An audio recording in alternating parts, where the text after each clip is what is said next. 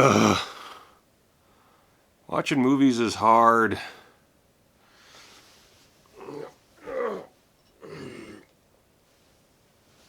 Ugh. Okay. This is the week that almost broke me with this whole MUBI challenge, and it's the first sign that maybe I'm not actually going to succeed very easily at this. I don't know. Maybe. Who knows? Who knows? But let's bring up MUBI because I crammed the movies that I needed to watch in this week. I didn't even write in my little film journal. Nothing. I just slammed them down. It was a tough week for numerous reasons, but one of the reasons was I started off with fucking 30. Slam that up there. And this movie is, look, it's not that bad. It's not an awful film. It's just so pretentious and so, I don't know, it feels unnecessary as a film. It's not that it's necessarily without merit. There's a lot of really fun scenes in the film that I actually quite liked. Like there's a scene in a club where one of the characters is walking through and it's just like these pulsating strobe lights, and it goes on for an uncomfortable amount of time, and that's nice in so much as it's, kind of daring the viewer to keep watching in a more exciting way. But a lot of the film is daring the viewer to keep watching in sort of just hey, we're going to keep this shot going for way too long and see if you'll keep up. And it doesn't really work for me, especially when all the characters are so unlikable. It's unlikable. There are also a few scenes featuring characters interacting that, again, are nice to have, but if your movie's going to be, let's see, how long was this? It was like nearly 2 hours. This was a 115-minute movie that should have been 30 minutes long. I don't know, it just didn't work for me, and it took me like a full day to get through it, just mostly because of the baby, but I also just, I wanted to sleep most of the time. And by the time I finished, it was just kind of there. Next up was Till We Meet Again by Yuzo Kawashima. Obviously, I love Yuzo Kawashima. This one's actually pretty good. It's nowhere near as good as Tales of Ginza or Red Light, but it's like a nice, simple melodrama from Kawashima. It's not... Well, basically, it follows several people. Obviously, that's what Kawashima does. And you have specifically this woman whose father is super rich, and he's giving out money here and there, but mostly trying to find investors for various characters. He doesn't like to waste his own money, except for when it's on his daughter, I guess. And he helps her husband, who's a mountain climber, and just wants to climb a big mountain, but she's kind of bitchy about that. And then he tries to help out this guy who's researching sculpin, which is a type of fish, and he's boring as hell. And she is attracted to him and is the one that sent him to her father. And then there's this woman who works at a dress shop or a jewelry shop, or it's a dress shop. It doesn't really matter.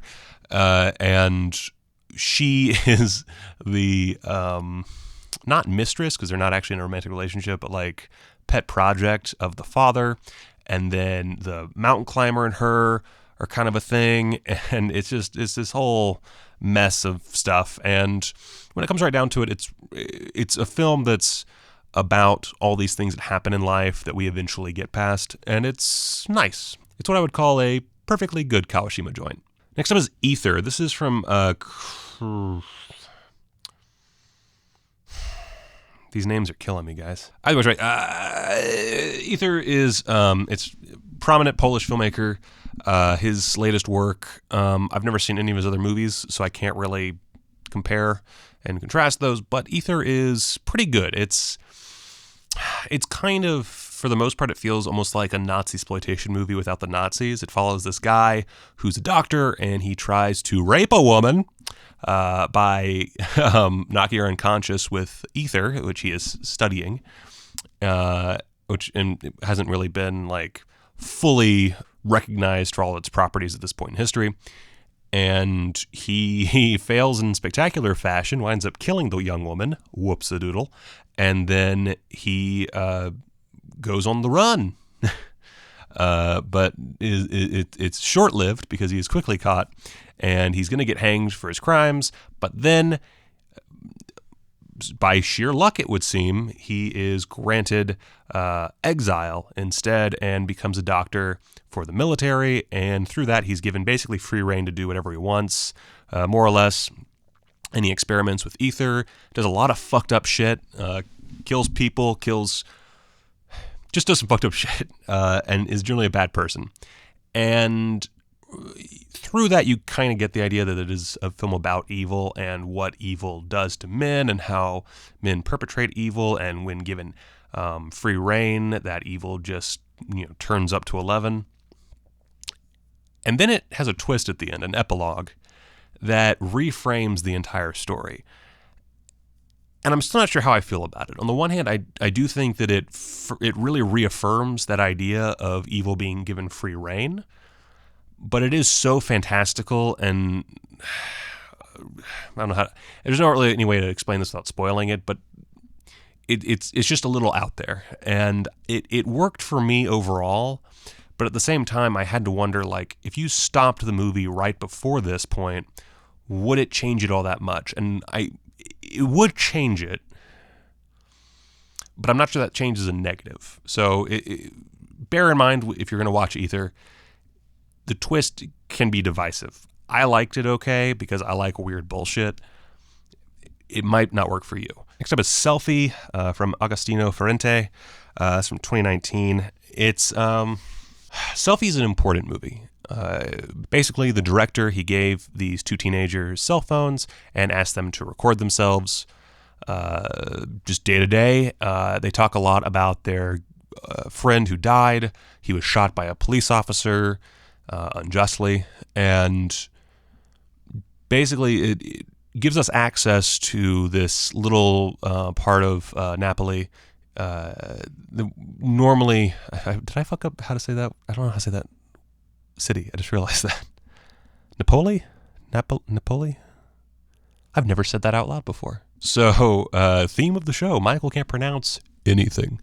So he gives these kids these cell phones, and we get a glimpse at this neighborhood that's very crime-stricken.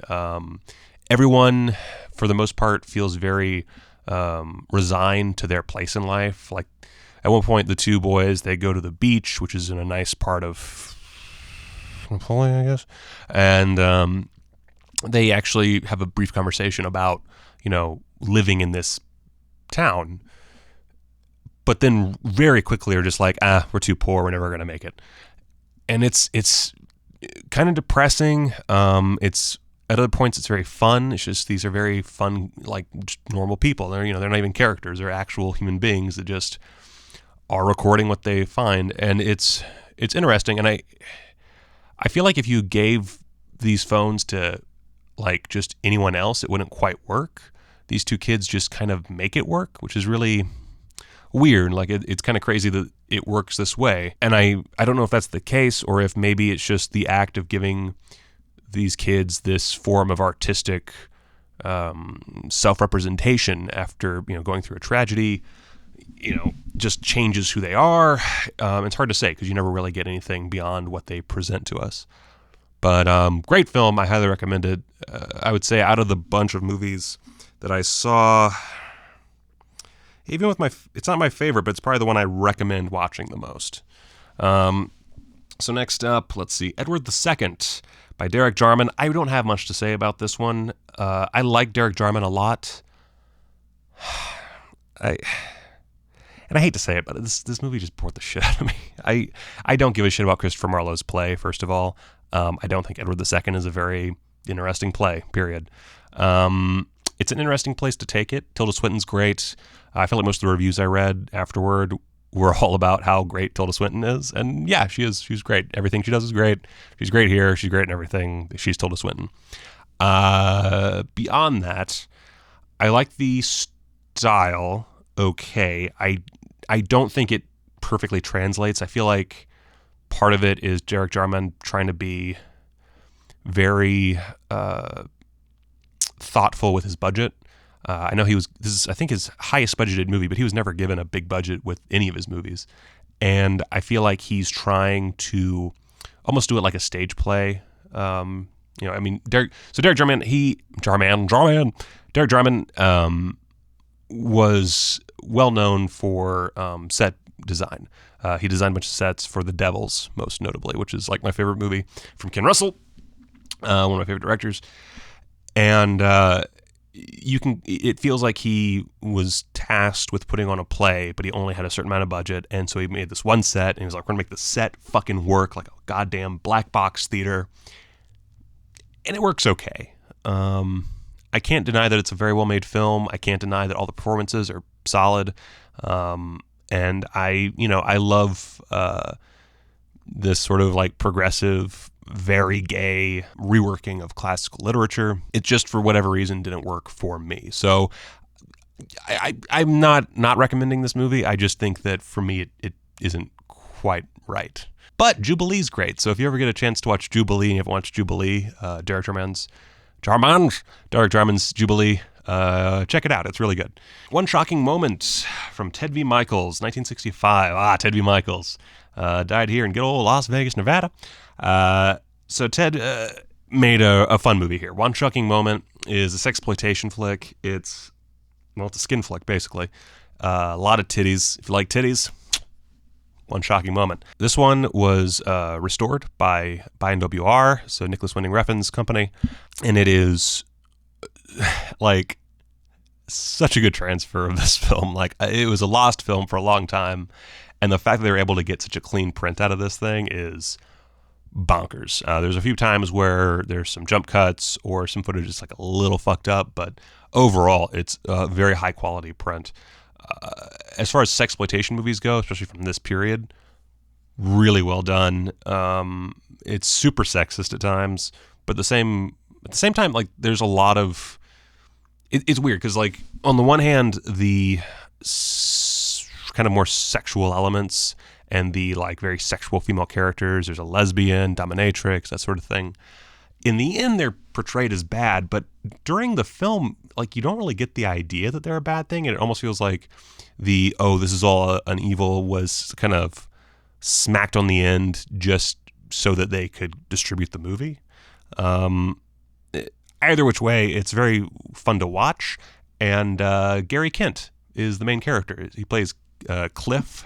He goes by a different name, probably because he didn't want to be associated with this kind of movie, which is fine. It's fair.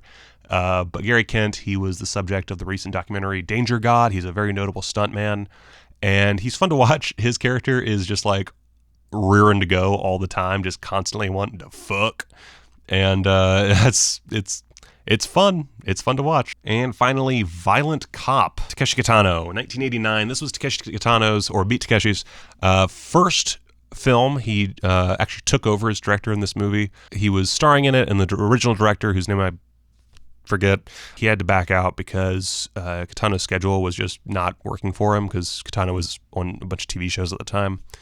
And he took over. He took a movie that was supposed to be a comedy and turned it into a fucking drama, and it gets real fucked up real fast. Basically, the film is about violence, about this sort of this natural male tendency towards violence, and how it inevitably is totally fucked. It's a super dark ending. To the point where I almost would give it a trigger warning. I'm not sure what I would give it. Maybe mental illness, I guess. I don't know what kind of trigger warning to give this thing, but point being, it is a solid film. There's a bit of the comedy that still peeks through in the end. There's a street chase that specifically just feels like it was originally a comedic bit. But it all works really well. There's that typical Kitano, like, mixing of very violent imagery with softer elements. It's a little roughshod compared to his later stuff. I say compared to later stuff. I haven't even watched his later stuff. Compared to Fireworks, which is still his best movie out of the two I've seen. But you can see what kind of filmmaker he was going to be. And while it's not a perfect movie, it's a lot of fun to watch. And if you just like seeing Takeshi Kitano smack people in the back of the head, this one's for you. This is a short one. I'm not sure if I'm going to keep doing these movie vlogs the way that I'm doing them, just because it doesn't seem like most people really care. That's not going to stop me from continuing this project. I think that this will all lead to a pretty fun video about what it's like to just watch so many MUBI movies. But it is getting to a point where, like, I'm not sure it's worth all the editing, and I'm wondering if I should simplify this and put it on my Patreon account instead. I don't know. Yeah, I don't know. But either which way, please check out my Patreon account. Check me out on Twitter at Michael Keane. All the other links down in the description. I am so tired, and I'm glad that I'm caught up. I am hopefully not going to get so beat down by it again. It's just I had a bad week, and watching a movie every day, especially when some of them are not up to your taste, it's tough. It's very tough. But when are we getting the Olympics version of this? I want to be a gold medalist. Yeah, I can't even do jokes anymore. I'm gonna.